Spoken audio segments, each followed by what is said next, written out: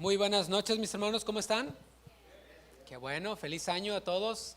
A quienes no les he deseado un feliz año, pues que tengan todos un feliz año y reciban un fuerte abrazo. Bienvenidos también a quienes nos visitan. ¿Está listo para recibir la palabra de Dios?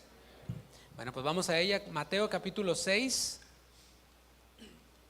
Mateo capítulo 6, versículos del 9 al 15. Continuamos con la serie Los Valores del Reino, serie que iniciamos a mediados del año pasado, 2019, y la cual pues va a continuar durante este año. No llevamos prisa, ¿verdad que no? Queremos detenernos ahí en la palabra y lo que el Señor tenga para hablarnos. Esta serie tiene como base el Sermón de la Montaña o el Sermón del Monte, que abarca los capítulos 5, 6 y 7 del libro de Mateo o Evangelio de Mateo.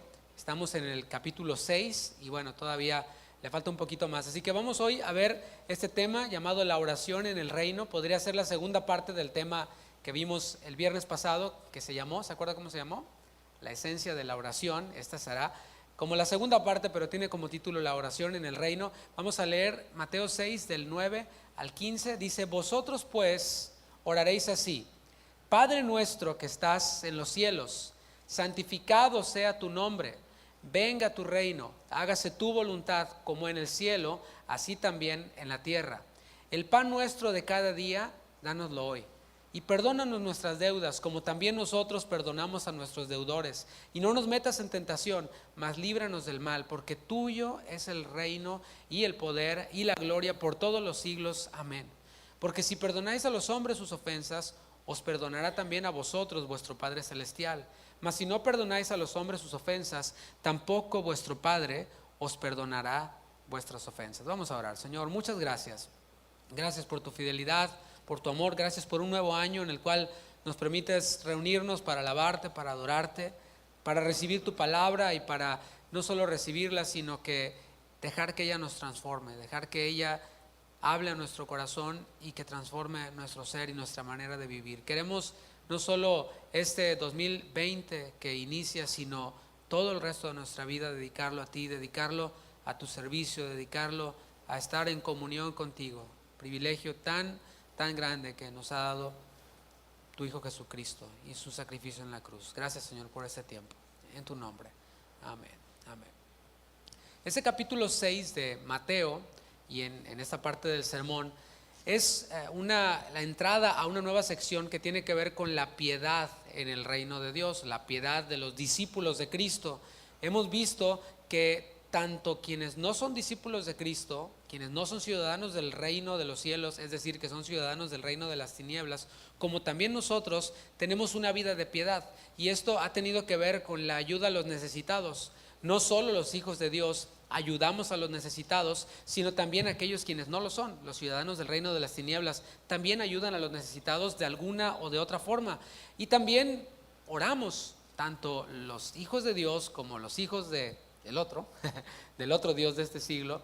También oramos. ¿Y quién no ha escuchado orar a alguien, verdad? Quien, estoy en un problema, no, pues reza por mí, ora por mí. Y bueno, cualquier oración es buena de quien venga, con tal de que puedan salir de esa circunstancia en la que están, o con tal de que puedan obtener eso que necesitan obtener. Así que la vida de piedad incluye esto, o la devoción incluye esto, incluye la ayuda a los necesitados, incluye la oración e incluye también el ayuno, que lo veremos en la próxima enseñanza, o lo comenzaremos a ver en la próxima enseñanza. Un autor a quien yo admiro, llamado John Stott, dijo esto en un libro muy bueno que tiene en cuanto a las buenas obras o a la vida de piedad de los ciudadanos del reino de las tinieblas. Dice: el error del hipócrita es el egoísmo. O sea, conéctalo con ayuda a los necesitados, oración y ayuno. Dice: el error del hipócrita es el egoísmo. Hasta en sus oraciones está obsesionado por su propia imagen y cómo se ve en los ojos del que lo contempla. Pero en el Padre Nuestro, que es lo que vamos a ver el día de hoy, los cristianos están obsesionados con Dios. ¿Te fijas? Ahí está la gran diferencia. Con su nombre, su reino y su voluntad, no con los de ellos. La obsesión entonces del hipócrita, del ciudadano del reino de las tinieblas, es el egoísmo, es ser visto, es ser aplaudido, es ser reconocido, es verme bien ante aquellos quienes me contemplan. Pero en el Padre Nuestro, la oración que Jesús nos dejó, los cristianos, los discípulos de Cristo, estamos obsesionados con Dios. Y eso es lo que vamos a ver el día de hoy. Eso fue algo de lo que hablamos, de hecho, en el tema anterior, en la esencia de la oración. La esencia de la oración es intimidad. Si quieres, la enseñanza del viernes anterior resumida es eso, en una sola palabra: intimidad. Intimidad con Dios, tiempo a solas con Dios, en lo secreto con Dios, cosa que aquellos quienes no le conocen no lo hacen. Simplemente encajonan lo que tiene que ver con oración, con un templo, con un rito religioso, pero nosotros disfrutamos de la intimidad con Dios. Intimidad que no le es posible a aquel quien no le conoce. ¿Por qué? Porque esa nos ha sido dada, ese privilegio nos ha sido dado por medio de Jesucristo. Dice la palabra de Dios que había un velo, ¿verdad?, que no permitía que pudiéramos pasar, pero cuando Cristo dijo consumado es, ese velo se rasgó y ahora nosotros tenemos entrada hacia el lugar santísimo, la misma presencia de Dios. No necesitamos de ningún animal, no necesitamos de ningún sacerdote, no necesitamos de ningún templo para poder entrar a la presencia de Dios. Y no estoy diciendo que ninguna de las otras cosas sean algo malo, pero para entrar a la presencia de Dios podemos hacerlo en cualquier lugar. Piensa en eso. ¿Tú no crees que en todo el mundo haya alguien quien esté en un lugar por allá remoto que no tiene posibilidad de reunirse en un templo con el cuerpo de Dios, con el cuerpo de Cristo, con el pueblo de Dios?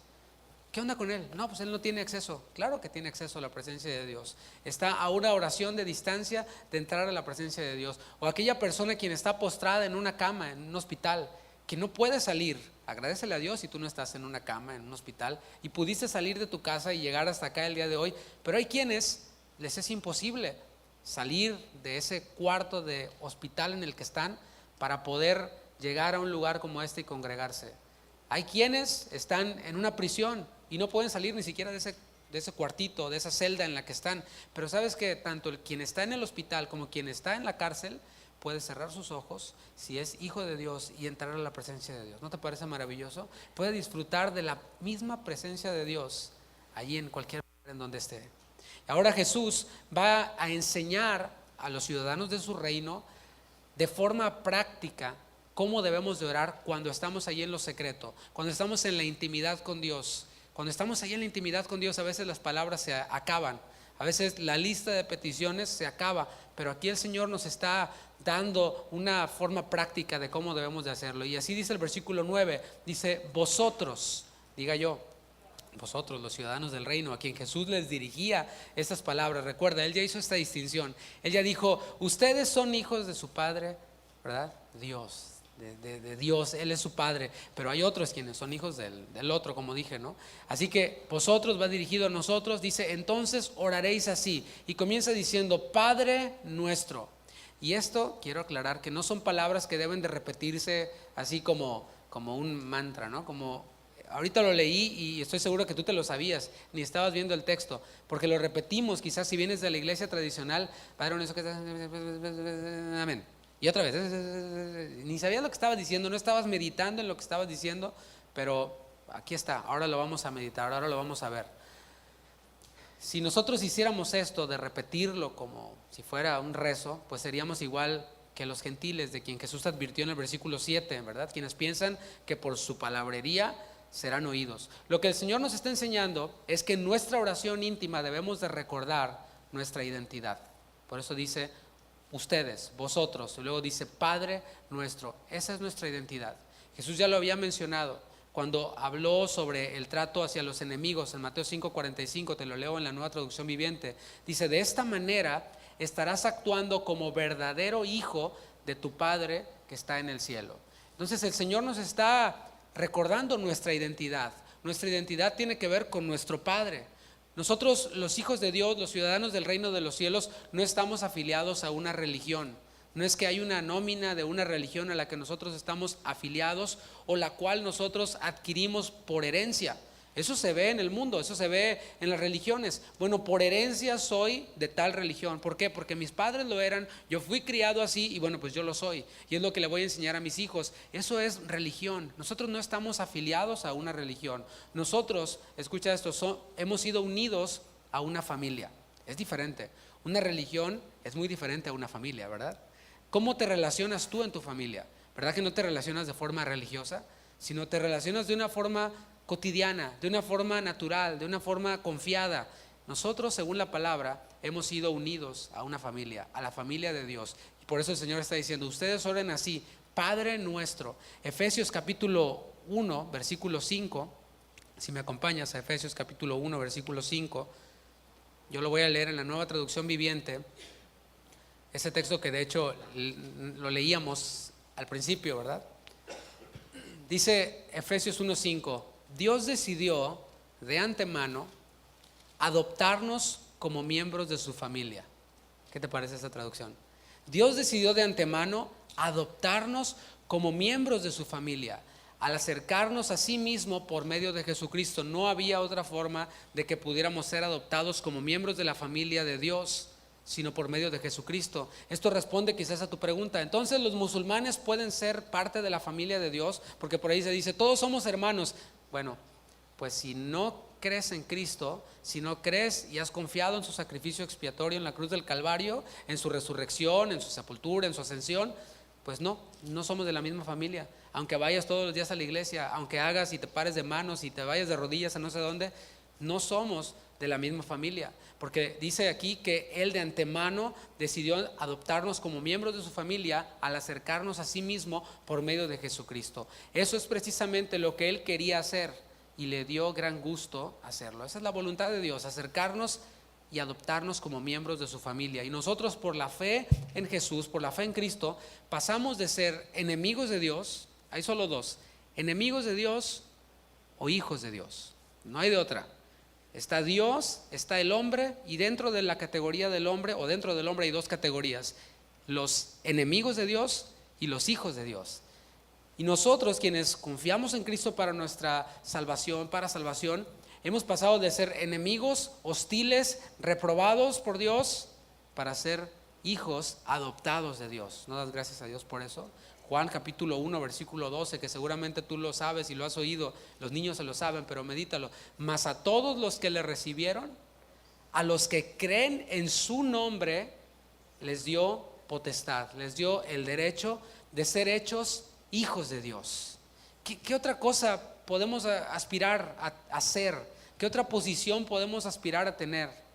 A ser llamados hijos de Dios. No hay título en esta tierra que pueda compararse con ser llamados hijos de Dios. No hay ningún nombramiento, ningún llamado más alto que ser llamados hijos de Dios. Y eso ha sido únicamente por la fe en el nombre de Cristo, únicamente por la fe en Jesús. Tenemos ese derecho de ser hechos hijos de Dios. Y ahora, hablando acerca de este tema de familia, porque Dios es el Padre, estamos nosotros en la familia de Dios por Cristo. Piensa quizás en tu padre. Es inevitable quizás pensar en tu padre. No sé cómo haya sido, no sé si viva, si ya no viva, si fue bueno, si fue malo, pero nunca se podrá comparar con nuestro Padre que está en los cielos. El Señor, nuestro Dios, es el modelo de paternidad. Y dice su palabra en Salmos 27:10, que aunque tu padre te dejare, aunque tu madre te dejare, el Señor nos recoge, el Señor nos adopta. ¿A quiénes? ¿A todos? No, a quienes creen en su Hijo Jesucristo. ¿No te parece eso maravilloso? Es inevitable pensar en la relación que muchos han tenido con su padre. Cuando piensan en Dios, inmediatamente lo filtran por la relación que tuvieron con su padre terrenal. Y bueno, de alguna forma está ahí el modelo, pero debemos de tener eso en mente, que el Señor es inigualable, el Señor es todopoderoso, nada se compara a Él, ningún otro padre se puede comparar con nuestro Padre. Ser hechos hijos de Dios nos da ese acceso que no tienen los ciudadanos del reino de las tinieblas, quienes son creación, son criaturas de Dios, pero no son hijos de Dios. Eso responde a la pregunta: ¿son todos hijos de Dios? No, todos son creación de Dios, criatura de Dios, pero aquellos quienes creen en Cristo pasan de ser creación a ser hijos de Dios y tienen acceso como dije, a la comunión íntima con Él. Romanos capítulo 8, versículo 15, si me acompañas. Vamos a ver este versículo, Romanos 8:15, con algo de calma. Vamos a detenernos un poquito para leerlo, no nada más así de pasadita, sino leámoslo con cuidado. Romanos 8:15, hablando a quienes hemos sido justificados por la fe en Cristo, quienes hemos pasado de ser enemigos a ser hijos adoptados, quienes hemos pasado de ser creación a ser hijos. Dice, pues nosotros, ustedes, no habéis recibido el espíritu de esclavitud para estar otra vez en temor. ¿Estás en temor? Yo te pregunto. ¿Tu vida está llena de temor? ¿Es el temor quien te guía, el temor quien te domina? Bueno, si tú eres hijo de Dios, dice la palabra que no has recibido el espíritu de esclavitud al pecado para estar otra vez en temor. Es el pecado lo que nos atemoriza. Piénsalo, Adán en el Edén, después de haber pecado, Adán y Eva. ¿Cuál fue su primera reacción? Temor, se escondieron. Tuve miedo, me escondí, me tapé. Eso es a causa del pecado, pero el Señor nos ha liberado de la esclavitud del pecado para que ya no vivamos en temor, sino que habéis recibido el espíritu de adopción. En lugar de temor, el Señor nos ha dado espíritu de adopción, por el cual, o sea, ese espíritu de adopción, hijos adoptivos, clamamos Abba, Padre. Algo que quizás no significa mucho para nosotros en nuestra cultura, pero en la cultura de ellos la palabra Abba es papito, papi, es cercanía, es estar en el regazo de tu padre. Ahorita estaba ahí sentado y estábamos orando y mi hijo estaba así recargado sobre mi hombro. A él no le daba pena, él estaba ahí. ¿Por qué? Porque soy su papá. Bueno, esto es, por supuesto, a gran escala lo que nosotros podemos disfrutar. No hemos recibido espíritu de temor, no hemos recibido esclavitud, sino que hemos recibido espíritu de adopción. El Padre nos adopta para que podamos estar ahí en su regazo, en la intimidad con Él y decirle papi, papito. La oración se centra en Dios y no en nosotros. Y aquí vamos arrancando ya. Cuando hablamos de oración, estamos viendo, ya hemos visto esa distinción, que se centra en Dios y no en nosotros. Y aquí es en donde gran sector de la cristiandad se ha confundido y ha pensado que orar es pararte como si fueras así un pavo real y decir yo decreto y yo establezco y yo esto y yo aquello, y dices tú, eso no tiene nada que ver ni con la esencia de la oración ni con el modelo que el Señor nos dejó. ¿Dónde está esa ternura? ¿Dónde está esa intimidad con el Padre?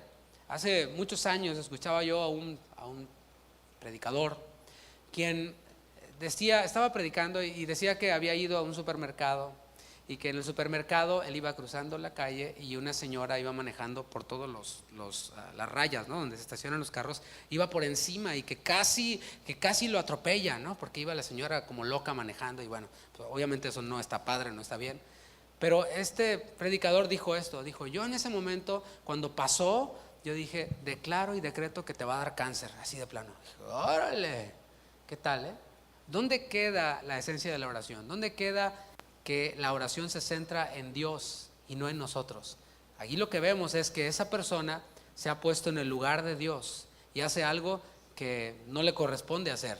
Pero la oración entonces se centra en Dios y no en nosotros. Nosotros podemos acercarnos confiadamente, como dice Hebreos 4:16, al trono de la gracia para hallar gracia para el oportuno socorro. Es el privilegio que nosotros podemos tener como hijos adoptados, de acercarnos con confianza y hallar misericordia, hallar gracia para el oportuno socorro. Y eso ya nos enseña mucho, porque alguien orgulloso, alguien quien dice, no, yo decreto y que todo este asunto, es aquel quien no es capaz de aceptar que necesita la misericordia de Dios. Yo necesito la misericordia de Dios, ¿tú lo necesitas?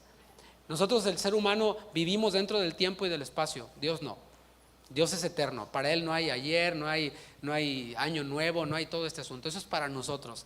Pero el Señor nos dejó en su palabra esa promesa de que sus misericordias son nuevas cada mañana. O sea, para nosotros, quienes sí estamos dentro del tiempo y del espacio, porque el Señor es el mismo ayer, hoy y seguirá siendo el mismo por los siglos. Pero nosotros, quienes somos limitados, quienes somos finitos, quienes somos falibles, estamos en este tiempo y en ese espacio y podemos disfrutar de misericordias de Dios nuevas cada mañana. Este año que acaba de empezar es para recordarnos que Dios está renovando sus misericordias para nosotros en este 2020, en esta nueva década que empieza. Aunque hay la controversia ahí, ¿no?, de que si ya empezó o no empezó. Pero el punto es de que el Señor renueva sus misericordias y vaya que las necesitamos, ¿no crees? Es ahí en el trono de la gracia donde hallamos misericordia, en donde hallamos gracia, favor para el oportuno socorro. Para recibir la ayuda de Dios necesitamos el favor, la gracia de Dios. Y nosotros debemos recordarnos, según el modelo de la oración de Jesús, de que nuestro Padre está en los cielos. Él está arriba, nosotros estamos abajo.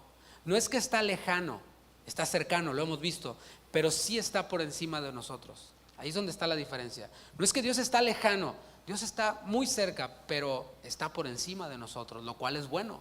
Es bueno que Dios esté por encima de nosotros, porque así nos sentimos seguros, nos sentimos protegidos, nos sentimos fortalecidos de que nuestro Dios está en los cielos, de que está por encima de nosotros. Nada se escapa de sus manos, como los ídolos, por ejemplo. Los ídolos tienen que ser cuidados por aquellos quienes los hacen. Los ídolos tienen que ser vestidos, tienen que ser formados. Cuando los están formando y les ponen sus ojitos, ¿verdad? Y su boquita y todo este asunto, luego los visten y pues si se les cae, pues ay, ya se cayó el santito, el idolito y ya lo recoge. Pero nuestro Dios no es eso. Nuestro Dios está por encima de nosotros, está en los cielos y dice 2 de Crónicas 6:18 que ni los cielos de los cielos le pueden contener. No hay nada que le pueda contener, no hay nada que le pueda cuidar. O sea, nosotros no cuidamos a Dios, es Él quien nos cuida a nosotros. Y esto es algo para que nos asombremos, ¿no crees? Nos asombramos de tantas y tantas cosas y es normal, Dios puso eso en nosotros. Pero esto que estamos escuchando es algo para que nos asombremos en sobremanera. El Dios creador del cielo, de la tierra, de todo lo que en ellos hay, se acerca a nosotros por Cristo. Nos adoptó como sus hijos para estar en su presencia. Es algo en lo que nos podemos pasar aquí toda la noche y no dejaríamos de asombrarnos y de sorprendernos. En la oración nosotros expresamos los deseos de nuestra nueva naturaleza, porque recuerda, esto va dirigido a los hijos de Dios. Los hijos de Dios en la oración, en la intimidad con nuestro Padre que está en los cielos, expresamos los deseos de nuestra nueva naturaleza. Deseamos que el nombre de Dios sea tenido por alto. Por eso dice, santificado sea tu nombre. No sé si te has preguntado, lo has repetido muchas veces, pero no sé si te has preguntado qué significa eso, santificado sea tu nombre. Bueno, es simplemente desear que el nombre de Dios sea tenido por alto. Yo anhelo eso. ¿Tú anhelas que el nombre de Dios sea tenido por alto? ¿Sí? ¿No te anhelas? Sí. Bueno, entonces vive como es digno. Anda como es digno de Cristo, porque el nombre de Dios no solo es vituperado por aquellos quienes son impíos, quienes se oponen a Dios, o los ateos, por decirlo de alguna forma, porque hay otros quienes no son ateos, pero también pues vituperan el nombre de Dios. ¿Cómo? Por ejemplo, aprobando leyes como la legalización del aborto. ¿Qué te parece? Dice la palabra que el Señor formó nuestras entrañas, o sea, desde la concepción Dios estaba formándonos. Entonces viene el hombre y destruye o trata de destruir la obra de Dios. Entonces vienen los gobiernos y aprueban leyes para que la obra de Satanás se lleve a cabo. ¿Qué te parece? Eso no es vituperar el nombre de Dios, eso es oponerse directamente a Dios y decir, yo voy en contra de tu obra, yo voy en contra de tu creación. Hombres impíos quienes legalizan el matrimonio entre personas del mismo sexo. Cuando Dios dijo, varón y hembra los creó. Y los bendijo Dios y les dijo, fructifiquen, multiplíquense, llenen la tierra. Pero el hombre dice, no, entre hombre y hombre. Dios dijo, varón y hembra, no. Hombre y hombre, mujer y mujer. Y multiplíquense, no, que no se multipliquen, que se compren un perro. O que adopten a un niño por ahí, ¿no? Y que lo críen. Esa es la perversión y lo que vitupera el nombre de Dios, por un lado. Pero por otro lado, el nombre de Dios también es vituperado a causa de aquellos quienes dicen ser religiosos, quienes dicen creer en Dios, quienes dicen tener a Dios como Padre, pero no viven como es digno de su Padre, o de aquel quienes dicen o quien dicen tener por Padre. ¿Te has puesto a pensar en eso? Eso también es vituperar el nombre de Dios. Aquellos quienes enseñan que no se ha de robar, critican y juzgan a los que roban, pero ellos mismos hacen trampa en su declaración de impuestos. Ellos mismos hacen trampa para obtener beneficios del gobierno. Ellos mismos hacen trampa y así, síguele. Pero no, eso de robar es malo. Esos vituperan el nombre de Dios, el nombre del Padre. Aquellos quienes enseñan que no se ha de adulterar, pero adulteran. Aquellos quienes aborrecen a los ídolos, pero saquean los templos. Te estoy haciendo solamente una paráfrasis de Romanos 2:23. Y en el 24 dice, porque como está escrito, el nombre de Dios es blasfemado entre los gentiles por causa de vosotros. De esos quienes dicen que no se ha de robar, pero roban. Dicen que no se ha de adulterar, pero adulteran. Dicen que aborrecen a los ídolos, pero saquean los templos. Entonces vemos que el nombre de Dios es vituperado de una o de otra forma. Dios no sufre absolutamente ningún daño, Él en sí mismo. Pero su nombre ante los gentiles sí sufre daño, sí es vituperado por un grupo o por el otro grupo. Y espero que así como dijiste, que quiero que el nombre de Dios sea exaltado, pues lo hagamos con nuestra propia vida. Porque por este gobierno o por los gobiernos quienes legalizan el aborto, quienes legalizan el matrimonio del mismo sexo, etcétera, etcétera, nosotros no podemos hacer nada. No podemos, por más que nos vayamos con pancartas allí afuera del Capitolio o de la Casa Blanca, lo que sea, no van a decir Trump, míralos ahí están gritando bien fuerte. No, ¿sabes qué? Cambien todo. No, o sea, tenemos que saber que estamos en un mundo caído, que estamos en un mundo que es gobernado por el príncipe de la potestad del aire y que Satanás le ha sido dado señorío sobre este mundo, pero nosotros estamos en otro reino y nosotros debemos de, así como dijo el Señor, desear que su nombre sea exaltado, desear que su nombre sea santificado y glorificado. El ciudadano del reino de Cristo desea ser sal y luz en este mundo de tinieblas. Este mundo de tinieblas, mira, no es que sea negativo ni que nada. Este mundo no va a mejorar. Este mundo no va a cambiar.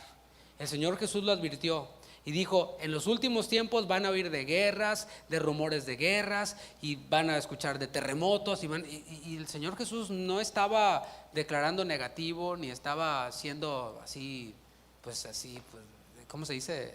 Extremista, ni fatalista, ni nada por el estilo. Él simplemente estaba diciendo, como Dios, lo que va a acontecer. ¿Y qué hemos de hacer nosotros para cambiarlo? Nada.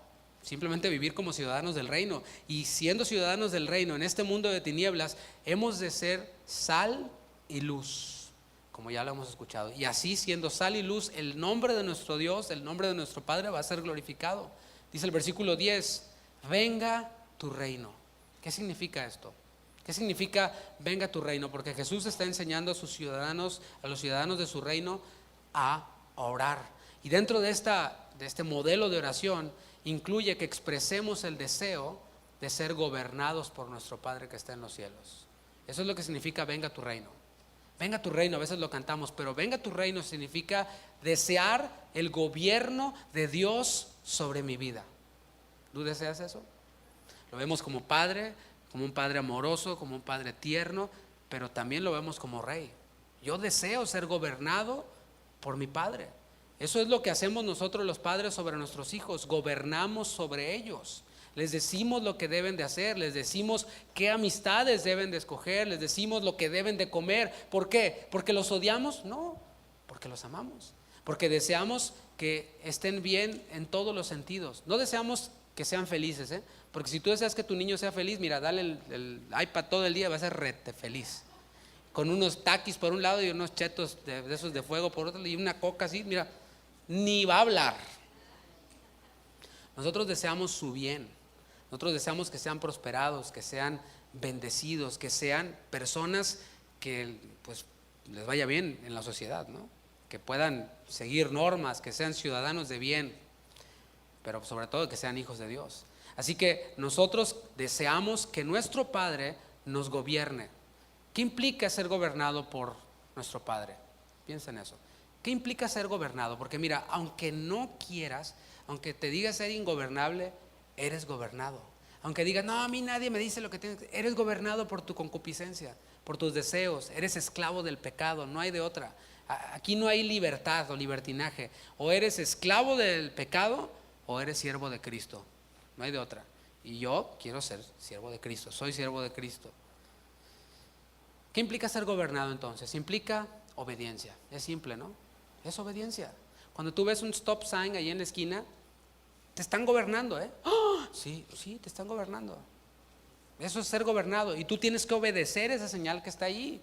¿Quieres saber qué es lo que pasa si no lo obedeces? Pues ahí pásatela. A ver qué pasa. Implica obediencia a la voluntad del Padre, a la voluntad del Rey.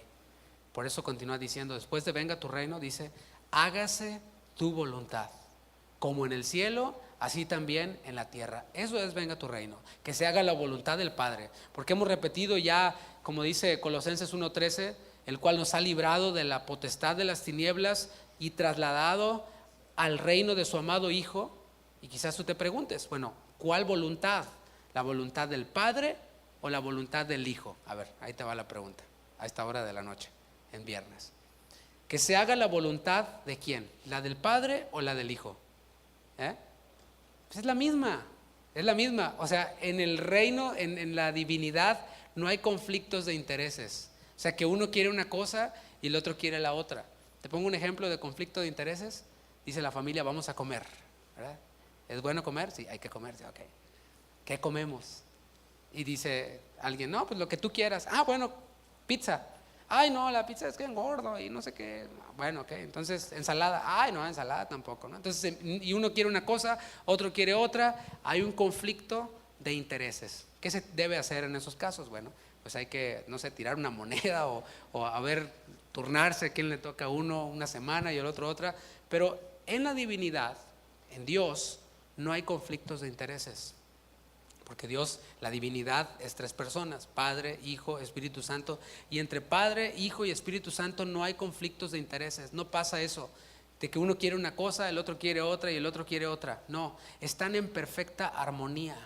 Están en perfecta armonía, no hay división. Y eso es precisamente lo que quiere decir, como en el cielo, así también en la tierra.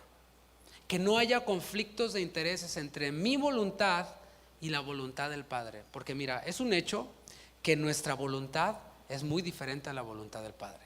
En nuestra naturaleza caída que todavía está en nosotros, ¿no? En este cuerpo de muerte, como decía Pablo. Es un hecho de que nuestra voluntad va a querer una cosa distinta a la que Dios quiere. Pero uno de los dos tiene que cambiar y no va a ser Dios. Por eso dice, así como se hace en el cielo, no hay conflictos de intereses, hay armonía, hay obediencia, que así se haga también en la tierra, en donde estoy yo. Porque yo te estoy pidiendo, Padre, que gobiernes mi vida. Juan 4:34, para que escuches lo que el amado Hijo Jesucristo dice acerca del Padre.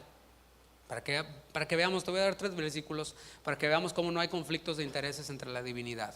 Dice Juan 4:34, Jesús les dijo, mi comida es que se haga la voluntad del que me envió y que acabe su obra. ¿Qué te parece? O sea, Jesús considera tan importante que se haga la voluntad del Padre como para nosotros en nuestra humanidad es comer. ¿Y cuántos saben que es importante comer? Amén, ¿verdad? Ahora, fíjate lo que nos revela Daniel 7:14 acerca del Hijo. O sea, por un lado, el Hijo dice, mi comida es que se haga la voluntad del Padre, pero Daniel 7:14 dice, y le fue dado dominio, hablando de Jesús, gloria y reino para que todos los pueblos, naciones y lenguas le sirvieran. Su dominio es eterno, pues dominio eterno, que nunca pasará, y su reino uno que no será destruido. Dios el Padre le entrega el reino, le entrega el dominio al Hijo. ¿Qué te parece? O sea, no hay, no, yo lo quiero, no, es más bien uno cede ante la voluntad del otro y siempre están en armonía. Juan capítulo 16, versículos del 13 al 15 para que veamos ahora a la persona del Espíritu Santo. No podría estar el Padre y el Hijo en armonía, la voluntad del uno con el otro, deseando la honra del uno para el otro, ¿verdad? Y el Espíritu Santo ahí, no, pues yo me meto por aquí o me meto por allá. No, dice Juan 16:13, pero cuando venga el Espíritu de verdad, Él os guiará a toda la verdad, porque no hablará por su propia cuenta. Y eso es lo que nosotros a veces, en lo que nosotros fallamos, que hablamos por nuestra propia cuenta, no vemos lo que está en la palabra, sino que hablamos por nuestra cuenta. Oye, la palabra dice, bueno, sí, pero no es tan así, no es domingo, ¿para qué sacas la Biblia? Si no es viernes, ni domingo, ni sábado. Pero el Espíritu no habla por su propia cuenta, porque ya vino y está entre nosotros, sino que hablará todo lo que oyere y os hará saber las cosas que habrán de venir. Él me glorificará. O sea, el propósito del Espíritu Santo es glorificar al Hijo, porque tomará de lo mío y os lo hará saber. Todo lo que tiene el Padre es mío. Por eso dije que tomará de lo mío y os lo hará saber. Yo podría haberte dado toda una explicación acerca de cómo la Trinidad habita en armonía, pero esos 3 versículos nos revelan cómo no hay conflictos de intereses, cómo hay armonía, cómo no hay división. Ese es el Dios quien es nuestro Padre. Ese es el Dios a quien nosotros le decimos: venga tu reino, que se haga tu voluntad, así como está en el cielo, que se haga también en mi vida, en la tierra. El mismo Jesús, eternamente santo, sin mancha, mientras que caminó en esta tierra, mientras que tuvo un cuerpo humano como el nuestro, y antes de ir a la cruz, oró así en el Getsemaní. Dijo: Padre, si es posible, pasa de mí esta copa, pero no se haga mi voluntad, sino la tuya. Eso está en Lucas 2:42. Por eso enfaticé que Cristo, siendo siempre santo, eternamente santo, sin mancha, vestido de la humanidad, oró de esta forma. ¿Cuánto más nosotros, no crees? Nosotros, quienes tenemos este cuerpo de pecado, no hemos de orar diciéndole: Padre, que se haga tu voluntad y no la mía. Te dejo tantito para que lo pienses, porque no es nada más repetirlo: hágase tu voluntad en el cielo como en la tierra. No, y después salgo y hago lo que me da mi gadarena gana, lo que siento, lo que creo, lo que pienso, lo que me enseñaron, lo que yo especulo. No, es: Señor, que tu voluntad se haga en mi vida. Y no queda así ambiguo. Después tenemos 66 libros en los cuales nos revelan la voluntad de Dios. ¿Lo has abierto el día de hoy? Antes de las 7:30. Porque déjame decirte, si no lo abriste para nada el día de hoy, todo el día hiciste tu voluntad y no la del Padre. Esa es la palabra. Hay que ser objetivos, ¿no? Señor, que se haga tu voluntad, y después lo decimos nada más y hacemos lo que sea. No, su voluntad está ahí en su palabra. Cualquier pregunta que nosotros tengamos está allí en su palabra. Señor, ¿qué tienes para decirme acerca de la familia? Ahí está en la palabra. Señor, es que mi esposa, ahí está en la palabra, cómo la debes de tratar. Y no va a cambiar Dios su voluntad. Es que no sabes cómo es él, dice la esposa. Pues ahí dice la palabra que te sujetes. Y no te va a escribir Dios tu propio versículo y tu propio capítulo. Ahí está, no va a cambiar. Los ciudadanos del reino de las tinieblas oran a cualquier deidad. Cualquier deidad es buena, con que funcione, ¿no? O sea, los ciudadanos del reino de las tinieblas lo que quieren es que se haga su voluntad. Y cualquier deidad, cualquier Dios, cualquier santo, cualquier virgen, cualquier ídolo, hasta la Santa Muerte o Martín Valverde, el que me haga el milagrito, el que brinque primero, ¿verdad? Para que se haga mi voluntad. Pero nosotros estamos dispuestos a que nuestra propia voluntad sea quebrantada para que la suya gobierne sobre nosotros. Nuestra propia voluntad es mala delante de Dios. ¿Lo has pensado? Ay, es que yo quiero algo bueno, pero ante la santidad de Dios termina viéndose como algo malo. Nuestra propia voluntad es mala, es desagradable a Dios y es imperfecta. Porque ¿a poco no te has dado cuenta? Quería esto y después lo compras y después lo devuelves, ¿no? ¿Por qué? Porque no, es que no era lo que quería. O sea, tu voluntad, mi voluntad es imperfecta. Es imperfecta. Y me pasa seguido que tengo que regresar a las tiendas a regresar algo que no me gustó, o no era lo que esperaba, o no me funcionó, etcétera. Pero la voluntad de Dios es buena, es agradable y es perfecta, según Romanos 12:2. Así que hacemos bien en decirle: Señor, que se haga tu voluntad y no la mía. Todas las peticiones que nosotros hemos visto hasta ahora en esta sección de la oración modelo han tenido que ver con Dios. Si te fijas: Padre nuestro que estás en los cielos, que tu nombre sea tenido por alto, que se haga tu voluntad, así como se hace en el cielo, que se haga en mi vida. Pero ahora, a partir del versículo 11, va a empezar a incluir peticiones que tienen que ver con nosotros mismos, o sea, peticiones personales. Dice el versículo 11: el pan nuestro de cada día, dánoslo hoy. Y qué bueno que pudimos hablar todo el tiempo, todo este tiempo que ha transcurrido, acerca de la grandeza de nuestro Padre, ¿no? Porque cuando nosotros le decimos al Señor: el pan nuestro de cada día, dánoslo hoy, implica reconocer que todo lo bueno proviene de Él, ¿no crees? Todo lo bueno que nosotros podamos recibir, aún el hombre quien no le conoce, aún el ciudadano del reino de las tinieblas, vimos que Dios hace salir el sol sobre él. Es Dios quien hace salir el sol, no es ninguna otra cosa. Todo lo bueno que nosotros podamos recibir proviene de Él. Así como dijo el rey David en Primera de Crónicas 29:14, dijo: porque todo es tuyo y de lo recibido de tu mano te damos. Pero todo es tuyo, es lo que decía David, todo es tuyo, Señor. De Jehová es la tierra y su plenitud, el mundo y los que en él habitan. Es lo que dice la palabra, todo es de él. El Señor es el dueño del oro y de la plata, piénsalo. Está en Ageo 2:8. Ageo 2:8 dice: Jehová es dueño del oro y de la plata. Aunque lo oíamos cuando andamos en la prosperidad, no, Dios es el dueño del oro y de la plata y no sé qué. Sí lo es.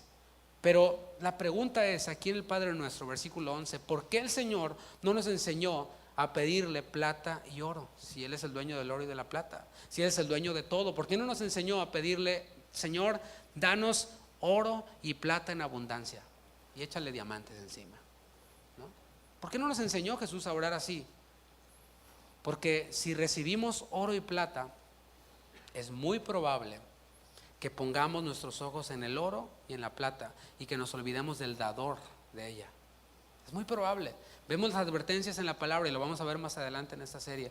Cómo cuando nosotros recibimos abundancia de bienes materiales, tendemos a olvidarnos. Por eso la advertencia era: cuando te vaya bien, cuando seas prosperado, cuando seas bendecido, cuando tus frutos se aumenten y todo esto, cuídate de no olvidarte de Jehová tu Dios.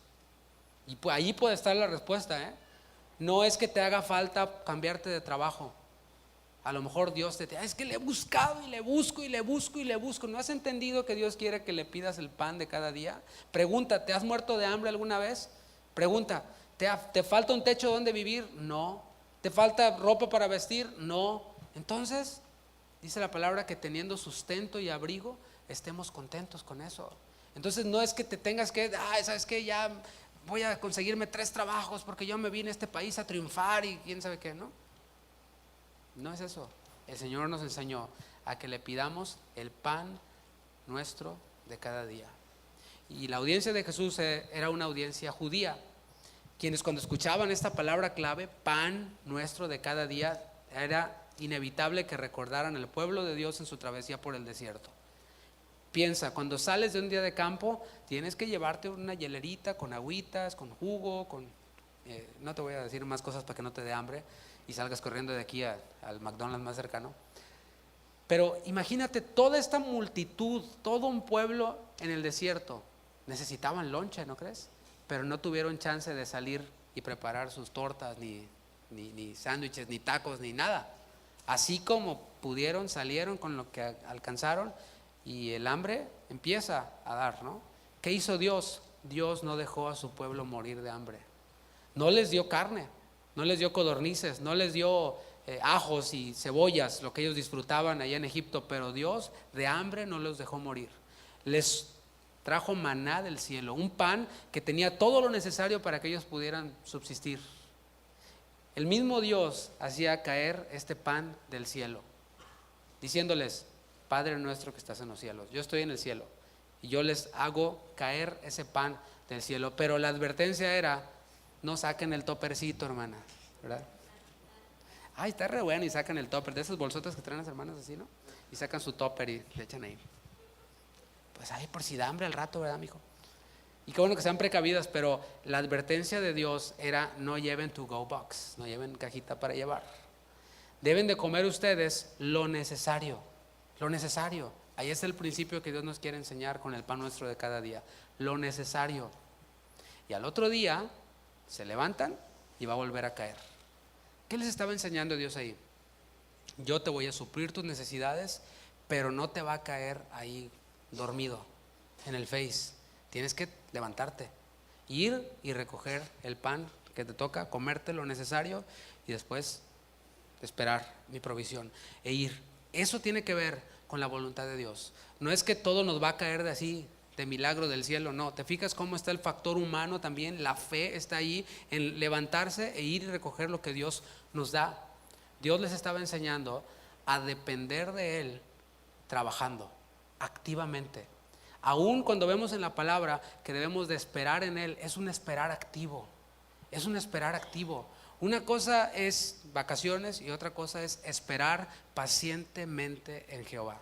Es diferente. Es una dependencia que está ocupada. Qué fácil, hermanos, es confundir los wants con los needs. O sea, lo que quiero con lo que necesito. Es fácil confundirlo. A una edad temprana nosotros nos damos cuenta, cuando eres niño te vas dando cuenta de que hay cosas que tú quieres y esas se las tienes que pedir a tu papá, porque si no ni cuenta se da que tú quieres un Nintendo, ¿no? Cuando eres niño. Pero ya después te vas dando cuenta de que hay cosas que no le tienes que pedir, como unos tenis. O sea, tu papá te tiene que dar tenis, no te va a traer descalzo. A lo mejor no te da los que quieres, pero ahí está la diferencia. Unas cosas son las que queremos y otras son las que necesitamos. Y el autor de la carta a los Hebreos nos muestra la esencia de pedir el pan nuestro de cada día. Con eso lo que tiene que ver con los wants y los needs. Dice Hebreos 13:5: sean vuestras costumbres sin avaricia, contentos con lo que tenéis ahora, porque Él dijo: no te desampararé ni te dejaré. ¿Y tú crees que lo cumpla? O otra pregunta, ¿lo ha cumplido en tu vida? Él no nos ha dejado, Él no nos ha abandonado. Quizás tú pensabas que ibas a llegar a Estados Unidos a barrer los dólares, así que se caían de los árboles. Ayúdame, otro costal, pásalo. Y que ibas a llegar a tu país en tu troca del año, ¿verdad? Y unos corridos ahí sonando. Esa es la idea que te vendieron cuando te viniste, pero llegaste acá y te diste cuenta que la renta no baja de $800, la luz es bien cara y que todo se te va en biles y en biles y en biles y en biles. Y dices tú, ay, esto es el sueño americano, ¿verdad? Ahí les va a los que nos ven por internet, porque si están pensando en venirse, ¿no? Esto es el sueño americano, pero de una cosa sí podemos estar seguros: el Señor no nos ha abandonado. Aunque sean hamburguesas del dollar menu, pero el Señor nos ha sustentado, que por cierto no son nada buenas, ¿no? El apóstol Pablo entendió esto cuando dijo en Filipenses 4:11: he aprendido a contentarme cualquiera que sea mi situación. ¿Podemos decir lo mismo?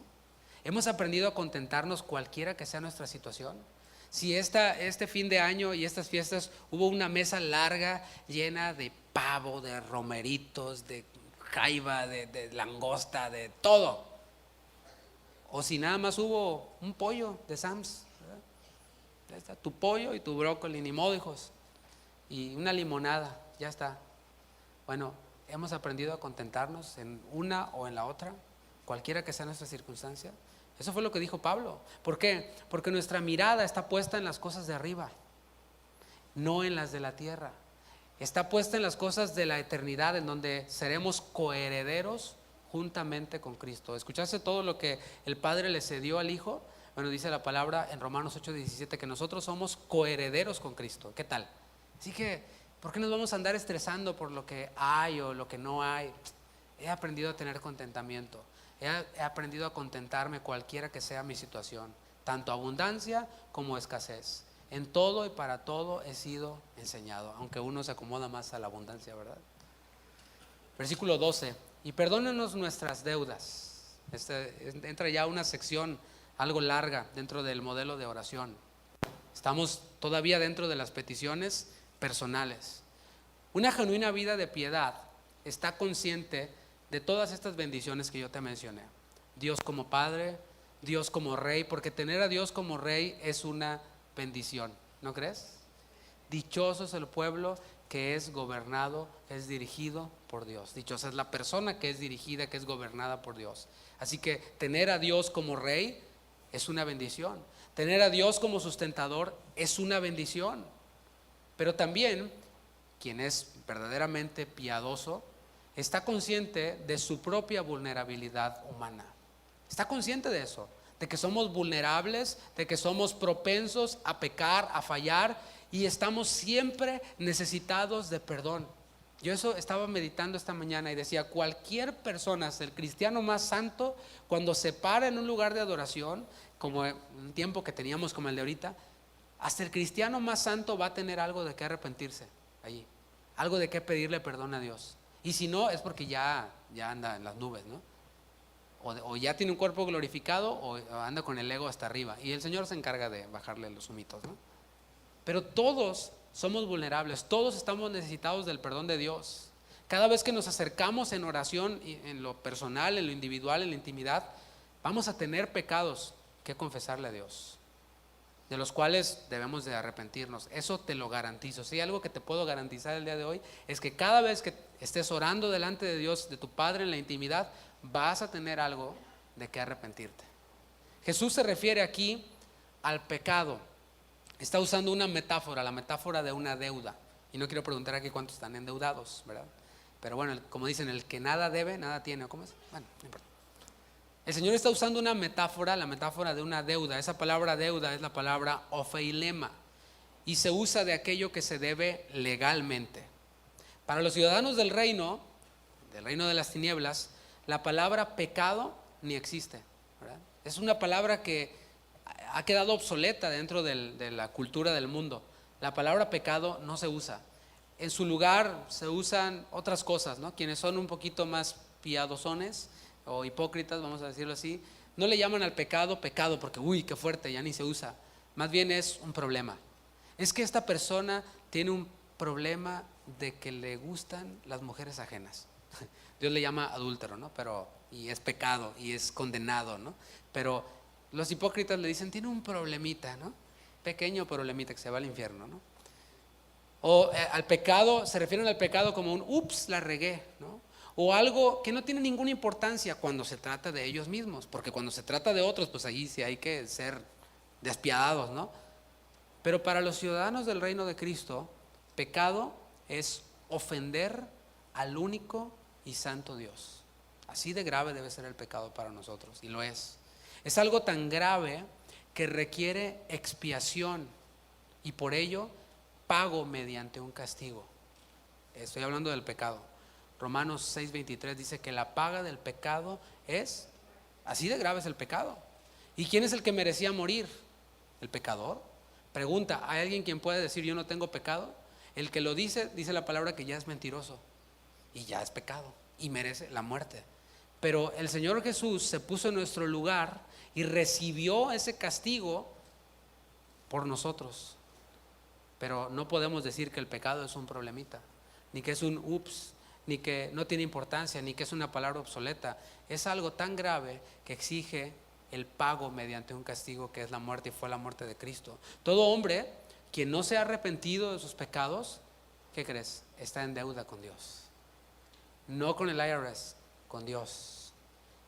Y es merecedor de ese castigo. El castigo que Cristo ya recibió por nosotros.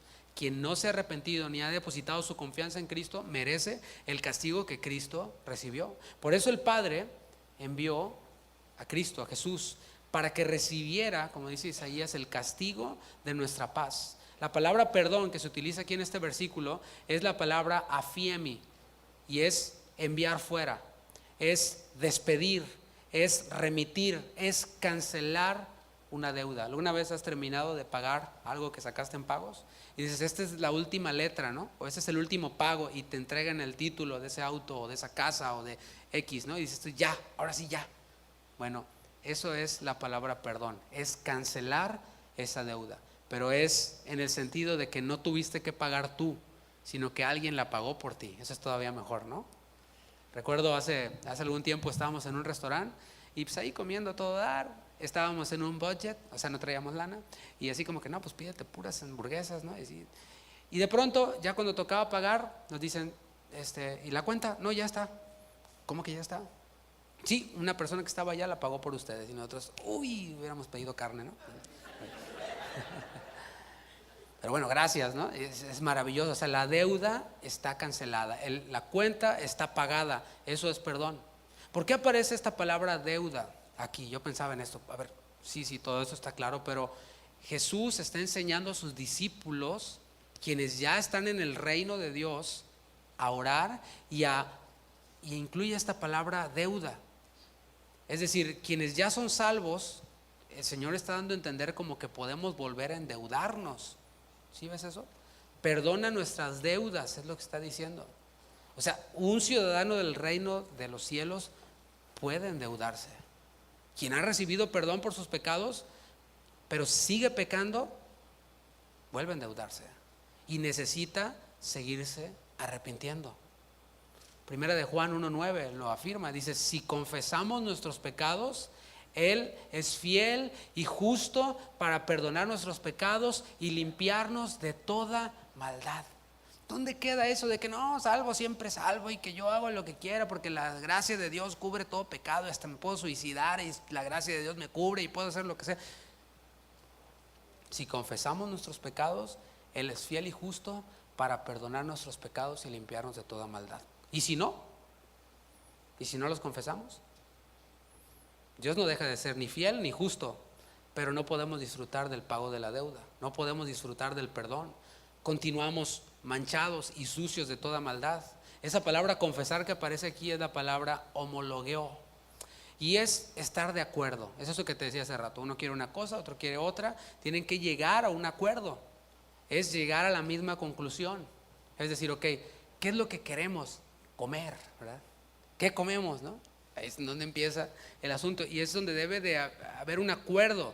Eso es confesar, es llegar a un acuerdo. Y obviamente cuando hablamos de Dios, no es que Dios tenga que estar de acuerdo con nosotros. Eso, aunque a veces eso pensamos y eso se enseña en muchos lados, Dios tiene que estar de acuerdo con lo que nosotros queremos y cumplirlo al chasquido de nuestros dedos. Somos nosotros quienes debemos de cambiar nuestra manera de pensar en cuanto a nuestro pecado y alinearnos a su palabra. Es decir, confesión sería algo así como esto: Padre, yo pensaba de esta forma en cuanto a esta situación, a X acción, pero tu palabra me mostró que esa manera de pensar es incorrecta.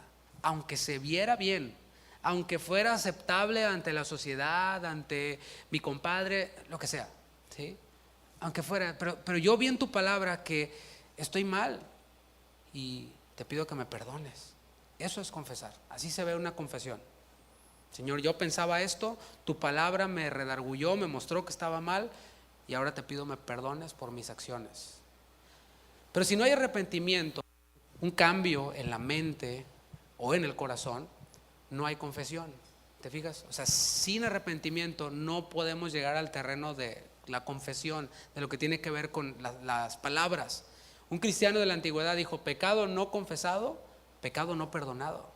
Y cuando un creyente deja la intimidad con su Padre que está en los cielos, comienza a dejar de considerar la gravedad del pecado. Ahorita yo lo traje y pude ver las caras de algunos como, ay, sí es. Y hay pecados chiquitos y pecados grandotes, o todo pecado es grave ante Dios. Todo pecado es grave porque el estándar es la santidad de Dios.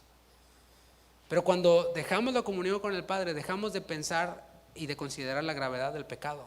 Por lo tanto, ni nos arrepentimos y mucho menos lo confesamos.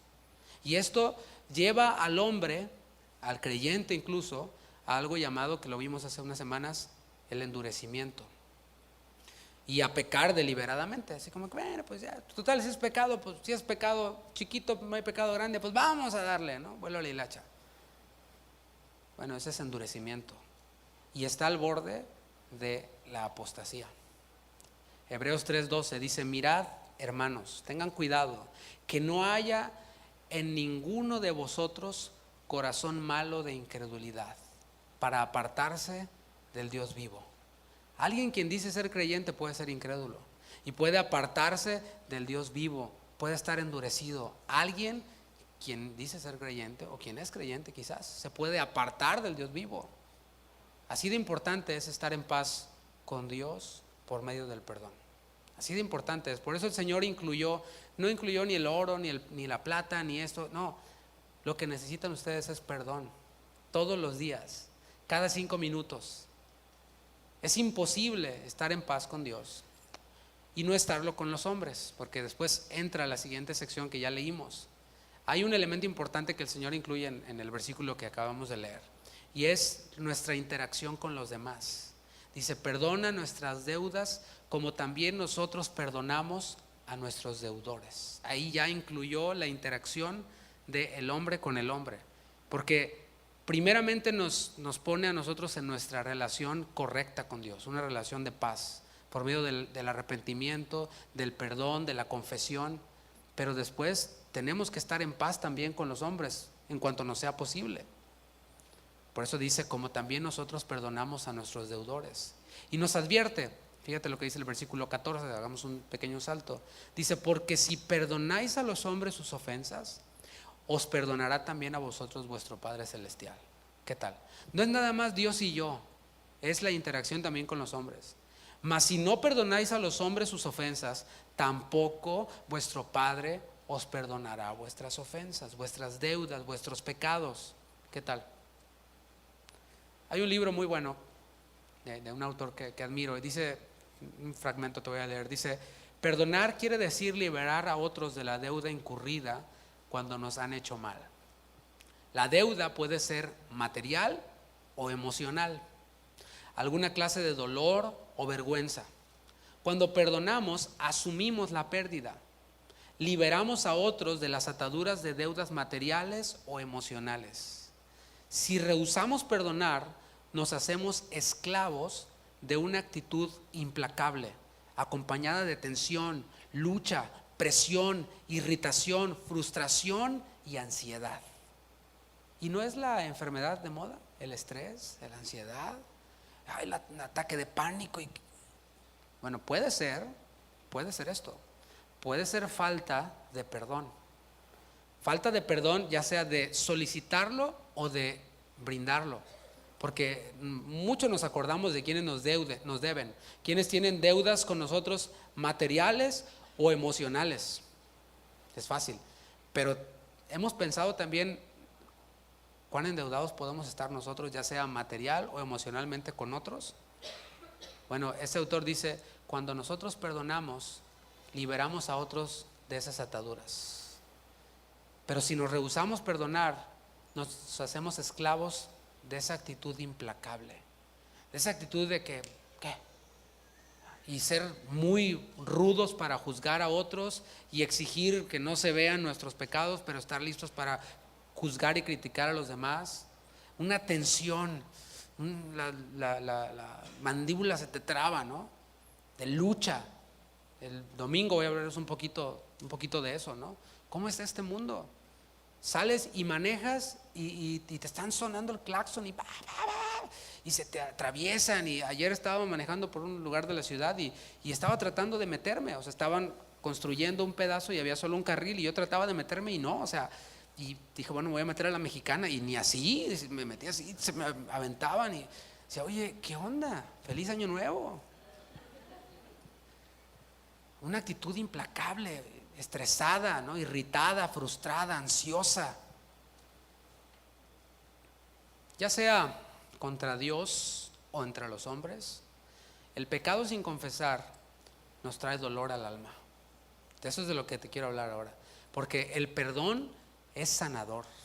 El perdón trae sanidad no solo a nuestra alma, sino a nuestro cuerpo también. Dice la palabra en Salmos 32:3, David diciendo, mientras callé, o sea, mientras no confesé mi pecado, mientras no le dije a Dios, Dios, esto que hice ofende tu santidad, vitupera tu nombre, mientras que yo no hice eso, mis huesos se envejecieron. O sea, mi cuerpo estaba en gemir todo el día. Por eso en el Salmo 103, que lo hemos cantado aquí, dice, Él es quien perdona todas tus iniquidades. Pero luego fíjate lo que viene, el que sana todas tus dolencias. ¿Por qué? Porque perdón va asociado con sanidad. Falta de perdón va asociada con esclavitud, a irritación, a estrés, a enfermedad y a todo esto. La misma ciencia lo ha comprobado. Hay quienes, médicos y expertos, han asociado la amargura y la falta de perdón con enfermedades como el cáncer, con enfermedades del colon, con enfermedades de todo tipo, con la falta de perdón. Y ahora los médicos están preguntando a sus pacientes, oiga, ¿tiene usted por ahí algún asunto pendiente en su familia? ¿Alguien a quien no ha perdonado? ¿Alguien con quien tuviera que hablar y arreglar las cosas? ¿Por qué? Porque el Señor ya lo había dicho desde antes, aquí en su palabra, mientras callé se envejecieron mis huesos. Él es quien perdona nuestras iniquidades y quien sana nuestras dolencias una vez que perdona nuestras iniquidades. La oración en el reino nos revela a un Padre quien desea sanar nuestra alma, sanar nuestro cuerpo por medio del perdón. Y allí se cierra todo el círculo, ¿no? ¿Qué no es lo que busca el hombre?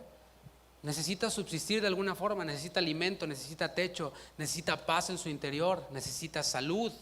Y el Señor, por medio del perdón, aquí nos está cubriendo en esa parte, la parte de la salud. Versículo 13, y no nos metas en tentación, mas líbranos del mal. Esa palabra tentación aquí es la palabra peirasmos y se utiliza de pruebas con un propósito y efecto beneficioso o de tentaciones permitidas o enviadas por Dios. Déjame te explico aquí porque puede parecer contradictorio, solo que necesitamos entender el sentido de las palabras y el contexto general de la escritura, porque la petición del versículo 13 no tiene que ver con no pasar ninguna prueba. Eso es lo que nosotros quisiéramos, ¿no? ¿Hay alguien aquí quien esté estudiando? ¿Sí? ¿Jóvenes? ¿A poco no estaría fabuloso no tener pruebas, no tener exámenes? Estaría padrísimo, ¿no? Nadie queremos pruebas. Yo conozco personas quienes no han sacado su licencia porque le tienen miedo a la prueba de manejo. Y manejan perfecto, pero no, es que le tienen bronca a las pruebas. Pero aquí la petición no tiene que ver con, Señor, que no pase ninguna prueba nunca. Dice Santiago 1:3 que la prueba de nuestra fe produce paciencia, nos hace crecer, las pruebas son necesarias. Tampoco se refiere a las tentaciones como tal, porque estas tentaciones son inevitables. ¿A causa de qué? Del mundo caído en el que estamos y de nuestra naturaleza pecaminosa. Las tentaciones son inevitables. Así que si interpretáramos no nos metas en tentación así de forma literal, estaríamos contradiciendo lo que dice Santiago 1:13 y 14, que dice, cuando alguno es tentado, no diga que es tentado de parte de Dios, porque Dios no puede ser tentado por el mal, ni Él tienta a nadie, sino que cada uno es tentado cuando de su propia concupiscencia, o sea, esos deseos negativos que están listos para manifestarse, es atraído y seducido. Entonces, ¿cómo lo interpretamos? Es la pregunta. ¿Cómo interpretamos este versículo? A la luz de la siguiente petición, que dice, mas líbranos del mal. En el original se lee así, líbranos del malo, líbranos del maligno. Y aquí empieza a cobrar sentido. Jesús en Mateo capítulo 4 ya había experimentado ser librado del maligno. ¿Te acuerdas? Cuando la tentación se combinó con la prueba. Obviamente el Señor salió airoso de esa prueba. Él fue llevado ¿por quién al desierto? ¿Por quién fue llevado al desierto? Por el Espíritu. ¿Y a qué fue llevado el Espíritu? Al desierto, perdón, por el Espíritu. Para ser. Entonces te fijas cómo no hay que interpretarlo de forma literal, porque si no estaríamos contradiciendo la escritura. Él fue llevado por el Espíritu al desierto con un propósito. Dice el versículo 3 de Mateo 4, dale unas cuantas vueltas a la página. Dice, y vino a él el tentador y le dijo, si eres hijo de Dios, di que estas piedras se conviertan en pan. Él respondió y dijo, escrito está, no solo de pan vivirá el hombre, sino de toda palabra que sale de la boca de Dios. Entonces el diablo le llevó a la santa ciudad y le puso sobre el pináculo del templo y le dijo, si eres hijo de Dios, échate abajo, porque escrito está, a sus ángeles mandará acerca de ti y en sus manos te sostendrán para que no tropieces con tu pie en piedra. Jesús le dijo, ¿qué le dijo? Escrito está también. No tentarás al Señor tu Dios. Otra vez le llevó el diablo a un monte muy alto y le mostró todos los reinos del mundo y la gloria de ellos y le dijo, todo esto te daré si postrado me adorares. Entonces Jesús le dijo, vete Satanás, porque ¿qué? Escrito está, por tercera vez. Al Señor tu Dios adorarás y a Él solo servirás. El diablo entonces le dejó y he aquí vinieron ángeles y le servían. Aquí estamos viendo cómo debemos de enfrentar al maligno. Cómo ser librados del maligno. El Señor Jesús no dijo, cuando estuvo ante él la tentación, no dijo, líbrame Señor. No, ¿qué dijo? Escrito está. Él ya tenía el arsenal ahí a la mano. ¿Lo tienes? Puede ser la respuesta, ay, ¿por qué nada más veo la tentación y caigo? Pues no haces uso de la espada. Es que yo le pedí a Dios que me ayudara y no me ayudó. No, Dios ya te ayudó, ahí está su palabra. Jesús, escrito está. Escrito está también, escrito está. Fue lo que dijo Santiago en Santiago 4:7. Someteos pues a Dios. Resistid al diablo. ¿Cómo? Así, escrito está, escrito está. y huirá de vosotros. Así es como lo interpretamos. Esto nos lleva una vez más a la dependencia del Padre. El éxito espiritual depende de Él. Él es quien nos da los recursos. No somos librados de la tentación a causa de nuestra fuerza de voluntad. Eso no pasa dentro de nosotros. O con nuestros propios recursos. No, es que yo no caí en la tentación porque tengo mi plan o mi libro que me leí de no sé qué, sino con la palabra de Dios. Así, usando los recursos que Él nos da, es Él quien se lleva toda la gloria. Como dice Romanos 11:36, porque de Él, por Él y para Él son todas las cosas. Y así es como continúa el versículo 13, la segunda parte, dice, porque tuyo es el reino y el poder y la gloria por todos los siglos. Amén. ¿Te fijas cómo termina? Termina con alabanza, con exaltación a nuestro Padre. Quizás dices, a mí no me gusta mucho la música. No estamos hablando de música, estamos hablando de alabanza. Cuando la acompañamos con música, bueno, es hermoso, ¿no? Pero el Señor está enseñando a los ciudadanos de su reino a alabar a Dios. Oren así, digan, porque tuyo es el reino. Tú eres el Rey de reyes y Señor de señores. Tuyo es el poder, tú eres todopoderoso. El hombre más rico, más millonario del mundo no puede detener un huracán. Pero tú, Señor, dices a los vientos que se calmen y se calman. Dices a la lluvia y a la tormenta que se calme y se calma. ¿Por qué? Porque tú eres todopoderoso. Por tanto, la gloria es para ti por los siglos de los siglos. La oración en el reino tiene que ver con la expresión del carácter de un discípulo en intimidad con su Padre que está en los cielos, de quien depende en todas las áreas de su vida. Yo te invito a que te pongas de pie. Señor, gracias porque nos enseñas a orar y en esta enseñanza, Señor, tú nos revelas que debemos de depender de ti. Nos recuerdas eso en todas las áreas de nuestra vida, tanto para el sustento del alimento, como para el perdón de nuestros pecados, como para la sanidad de nuestra alma. Para todas las áreas de nuestra vida, tú nos recuerdas que podemos y debemos depender de ti, Señor. Queremos iniciar este año con un deseo de buscar tu presencia, de buscar la intimidad contigo.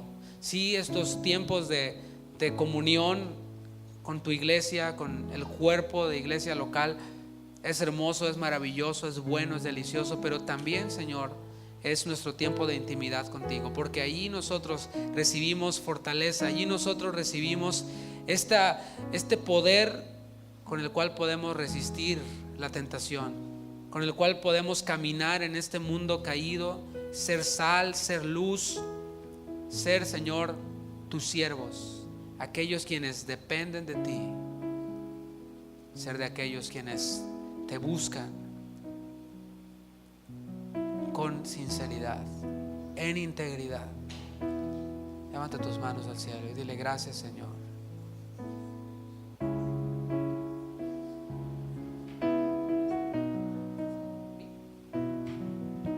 Hoy vengo ante ti, Señor Jesús,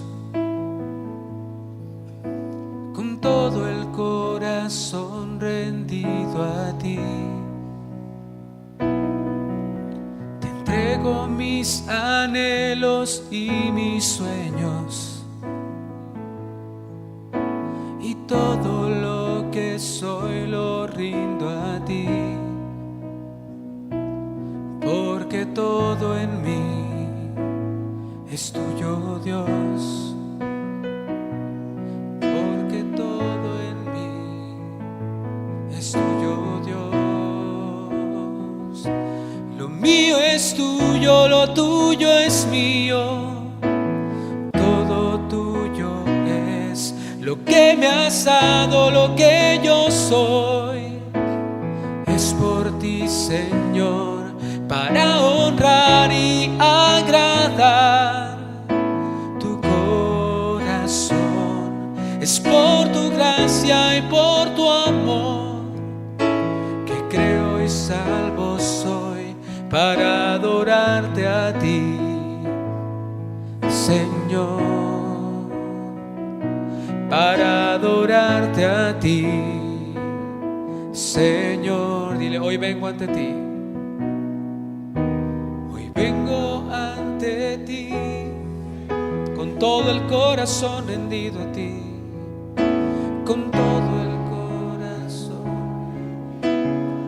Te entrego mis anhelos, te entrego mis anhelos y mis sueños, y todo lo que soy lo rindo a ti, porque todo en mí, porque todo en mí es tuyo, Dios,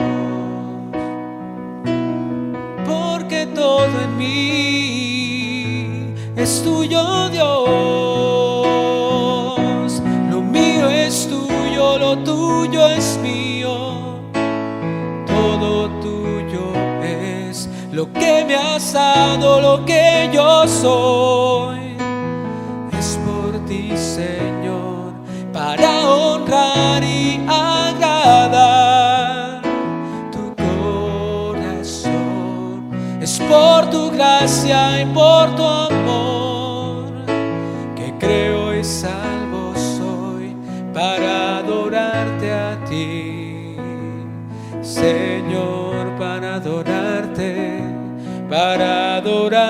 a ti, Señor. Lo mío es tuyo, lo tuyo es mío, todo tuyo es lo que me has dado, lo que yo soy. Es por ti, Señor, para honrar y agradar tu corazón. Es por tu gracia y por tu amor que creo y salvo soy, para adorarte a ti, Señor, para adorarte a ti, Señor. Gracias, Señor, por decidir de antemano adoptarnos como miembros de tu familia y acercarnos a ti mismo por medio de Cristo. Gracias, Señor, por esta vida eterna que nos da acceso a la íntima comunión contigo en oración. Queremos hacerlo así, conforme a tu modelo, como tú esperas, haciendo oraciones que sean efectivas y eficaces, confiando que tú responderás conforme a tu perfecta voluntad. Que así sea en este 2020, en nosotros, en mis hermanos, en esta congregación, y lo que tú has de hacer. En tus manos, Señor, ponemos este inicio en Southwest, el día miércoles. En tus manos está. Bendice y prospera tu obra, Señor. Trae almas para que sean salvas, para que te conozcan. Trae discípulos para que crezcan en la fe y den fruto y hagan tu gran comisión y edifiquen a tu iglesia también. Gracias, Señor, por aquellos quienes tú has de traer, aquellos quienes tú tienes para añadir a ese cuerpo, Señor. Gracias, Padre, en tu nombre. Amén. Amén. Mis hermanos, que tengan una buena noche, que Dios les bendiga.